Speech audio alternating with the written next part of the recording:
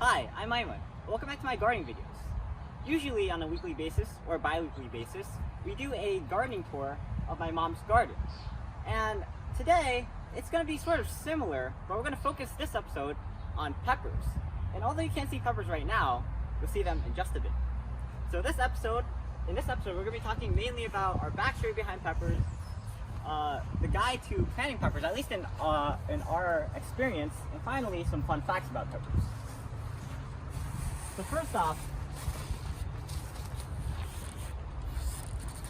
peppers have a very special place in my family's heart because they have been one of the first plants that we've ever planted in basically our 20 years of gardening. So basically, let's go around here so we don't stay stagnant. So as you can see, we have tons of peppers to show for those 20 years of gardening. And basically what happened was, as soon as my parents moved into this house, they had this big yard that they could use a ton of space for gardening. And one of the plants they first chose to plant was peppers. So we've been planting peppers for about 20 years, and we have a ton of different varieties, which I'm going to show you over there. But before we go, let's pan just a bit more over the peppers that we have in our garden, just to see if maybe you have some of the species that we do. For example, over here, I think we have, these are Thai dragons, and they're very cute. They're very tiny, but they pack quite a punch.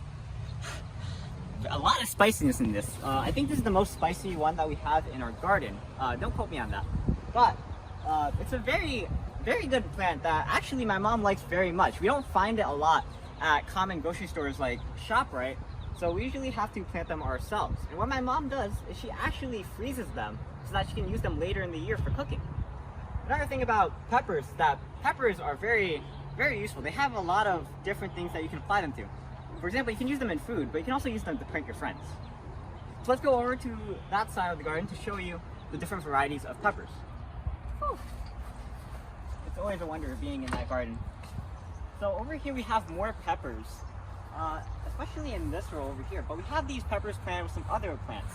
You might even see that some of these other plants, unfortunately, have been eaten. They're all like chopped off. And you might have seen me or heard me talk about this in my past videos. We keep blaming groundhogs and woodchucks on these. And some of you might think, okay, how could these woodchucks climb onto here and eat these plants? However, we have made a new discovery. Deer have come in. Just for a quick tangent, you know how we know? Because there's deer poop. All this time we thought that tiny woodchucks were climbing onto these garden boxes and eating our plants.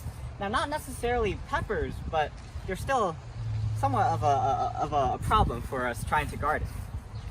However, you'll see later that with peppers, pests aren't really a problem. That's why over here we're going to talk about the different chili varieties that we have, or different pepper varieties that we have. Alright, so I'm not sure what my mom's trying to protect here with this fence. Maybe it's something down here. I can't quite tell, but first off, we'll get to the varieties that we have. So over here, we have hot Portugal. And hot Portugals are really big. I think they're longer than my hand, so at least 5 inches. And they're very wrinkled.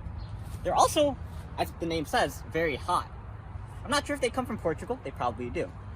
Over here we have Thai chili, which, as I said before, is a very common chili that we use to plant, that we don't really find in grocery stores. So, like I said before, my mom really likes this chili, and that's why we have so many of it.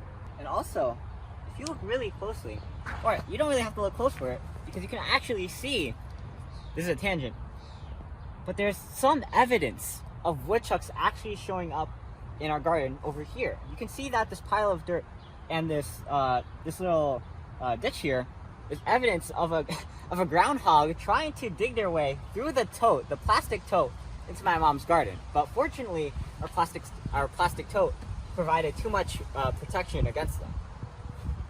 Now then, moving on, we have over here Cubanelle. Cubanelle peppers are huge. Just look at this. Like my face for comparison. But they're bigger than my hand. They're kind of wrinkly, but actually, Cubanelle are apparently sweet. And as you can see, actually no, the evidence isn't on here, it's on a different plant. But we're gonna move on to over here. the sweet banana. The sweet bananas, as you can see, they're very banana-like, and they're also, as their name implies, sweet. Over here, you guys might recognize this, especially if you're Asian. Jalapenos. Very good for putting on pizza in my case. And back here, this is cayenne peppers. Now my mom is saying that there's a different name that they call them, especially in grocery stores, but she can't remember, so we're gonna call them cayenne peppers. I'm pretty sure that's the name for it though. Over here we have bell pepper plants. This one is supposed to be a red bell pepper plant, and this one's supposed to be a yellow bell pepper plant, but I'm pretty sure they're the same thing. Now behind me, we actually have these ones are new. So let me tell you something. We usually get our chili peppers either from previous chili peppers that we've harvested their seeds from, or from a nursery. And you can actually watch some videos of mine where we go to these nurseries and actually get these plants. I believe the name of the nurseries are Filnowski and Grendale. So go check out those videos, but for now, just know that the majority of these plants that we have here actually have come from nurseries, which is very good, and I'll talk about that later. However, these ones, we actually got them from Lowe's. So this year, my mom decided to try something new and plant these two new peppers, Santa Fe Grande. I'm sorry if I mispronounced that. Which, as you can see, it's very pale, but it's very sort of bell pepper-like. It's very fat, but I'm told it's supposed to be a hot pepper. So we'll see what the taste is like later. And over here we have some sweet heat, which kind of looks like a wrinkled jalapeno. So what my mom is gonna do is if she likes these chilies, if she likes these peppers, what she's gonna do is she's gonna take a few peppers. That's what I mean. If I say chili, I mean pepper. She's gonna take a few peppers of that species and then take their seeds and replant it for the next year. So now we're gonna go into this pathway. So over here, if you've been watching my videos or gardening updates, you'll see that there's something new here. This actually wasn't here because we haven't done a gardening update in quite a while, but in those 3 weeks, my dad has done quite a lot, and this seems like the vision that he was going for. As you can see, before we had a sort of a strawberry pathway, but now we've replaced it with rows of peppers and even some blackberry and grapevines, and also some lemongrass. But as you can see, the peppers are a very good what's it called, eye candy for this pathway, because before it used to be about strawberries, but now let's call it a pepper pathway. Over here, we're going to talk more about the peppers that we have here. So I'm pretty sure that there is some evidence of deer or woodchucks eating these. And the thing is, for some reason, according to my mom, the animals tend to stay away from the hot peppers. They tend to somehow know that the peppers are too spicy for them. My mom thinks it's because they smell them, and that's probably the truth. But for some of them, like the sweet bananas, I'm pretty sure that there is some evidence of them eating it. No, these are hot. Oh, over here, as you can see, they're eating the plants of these. Oh, these are cubanelles, and like I said before, cubanelles are sweet. So it seems like these animals are hunting specifically the sweet plants, and they're staying far away from the jalapenos. As you can see, they're basically untouched. So now that all the gallery view is done, I'm going to talk more about how we actually planted these peppers. So like I mentioned earlier, we got these plants mostly from nurseries, but we can also get them just from seeds. So here's the sort of process of planting peppers. So first off, you should only plant peppers when temperatures are above 50 or 60 degrees. 60 degrees are better.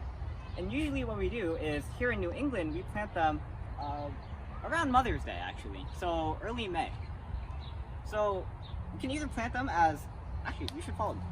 You either plant them as little baby seeds, or we can get the plants from the nurseries. And you can see this in the garden because we actually have examples. So over here, these are chili pepper plants that we've actually planted straight from seeds. But you can also get them from the nursery. And I'd say, in my opinion, it might be better to get them from a nursery because they sort of have a growing period. And if you start from when you get them from a nursery, you get a lot more peppers than you would if you got them from just the seed. So in essence, you harvest most of these peppers by fall. So if they have the same amount of time to grow. You might as well get the already somewhat grown plants rather than the seeds. But if you want to grow them from seeds, you can do it, of course. You're free to do it. And that's actually what my mom has done here. You might have noticed, even though this is a fenced-in area, that these peppers look like they're being eaten. And it's actually not woodchucks or deer that have eaten them. If we look closely at the signs, we can deduce that it's most likely a squirrel that has been getting into my mom's gated-in gardening and eating these. You can see their eating patterns definitely on these peppers. And like I said before, they only go for sweet foods. So also what they've done, if they've gone for, you can see on some of these plants here, they've also eaten it here. These are actually pepperoncini plants. I didn't mention it over there because we actually don't have it over there. Alright, so something I should also mention is harvest. As we went through this entire backyard, you saw that most of the peppers were still on their plants. And the reason why is because we're waiting to harvest them, because some of them are still waiting to ripen, especially, for example, the Thai chili peppers. Sometimes we get them green, but most of the time we get them red. Because according to my mom, we really like vibrant colors, especially vibrant reds like these chilies have in our food. Now then, I should also mention as a tangent, some people in my comments have been asking why it seems like my cameraman, or cameramans, I'm not going to hint at how many cameramans I have, seems to prefer certain angles. Some say he goes more to the left, some say they go more to the right. The reason why, and I just want to say it on camera to make people clear if they're curious, is because of many different reasons actually. One of them is the sun. Certain viewing angles make it a bit hard to actually see what the video is trying to talk about because of the sun. Another thing is if there's ugly backgrounds. For example, like my garage, which there's a lot of work in progress things that maybe don't look as attractive on camera, that we want to keep all the beautiful green garden stuff in view. So that's why we actually do contain our viewing perspective to a certain area, and that's why my cameraman or cameramans prefer to view it from certain angles. Hold on. I might have made it too obvious here. When I say cameraman, I could also mean camera woman. You never know. But however, this is not all the chili pepper plants that we have. We actually have more even closer to the house. So let's go there.